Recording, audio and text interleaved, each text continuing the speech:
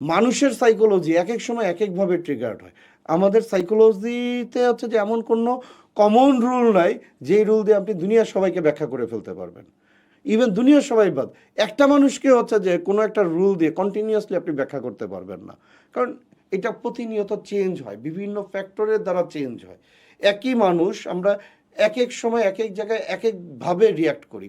ফেসবুকে একরকম বিহেভ করছি, লিঙ্কডইনে গিয়ে আরেক রকম বিহেভ করছি, ইউটিউবে গিয়ে আরেক রকম বিহেভ করছি।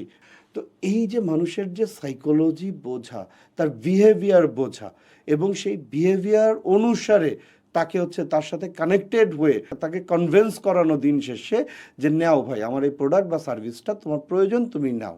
এবং তাকে উদ্বুদ্ধ করা যাতে সে নিজে থেকে এসে বলে যে yes, I want to buy it, এবং এটাকে কনফার্ম করা। দুনিয়ার সবচেয়ে কঠিন কাজটা কি? মানুষের পকেট থেকে টাকা বের করা। এর থেকে কঠিন তো আর কিছু হইতে পারে না। টাকা তো বের করে দিচ্ছে না, শুধু 2 দিন 3 দিন আগে থেকে গিয়ে লাইন দিয়ে দাঁড়িয়ে থাকছে টাকা দেওয়ার জন্য। যে জাস্ট ফর এক্সাম্পল, অ্যাপেলের হচ্ছে যে প্রতিবার রিলিজের সময় কি ঘটনা ঘটে, উন্মাদ হয়ে যায় সারা দুনিয়া, স্পেশালি ওয়েস্টার্ন ওয়ার্ল্ড। 2 দিন 3 দিন আগের রাত থেকে টাকা নিয়ে লাইন ধরে দাঁড়িয়ে আছে। কি কারণে? কারণটা হচ্ছে যে অ্যাপেল ওই সাইকোলজিক্যাল জায়গাগুলোকে বুঝতে পেরেছে, ওগুলোকে ট্রিট করতে পেরেছে, যে কারণে তারা সাকসেসফুল। যারা পারেনি তারা গলা ফাটিয়ে চিল্লেও মার্কেট পাচ্ছে না।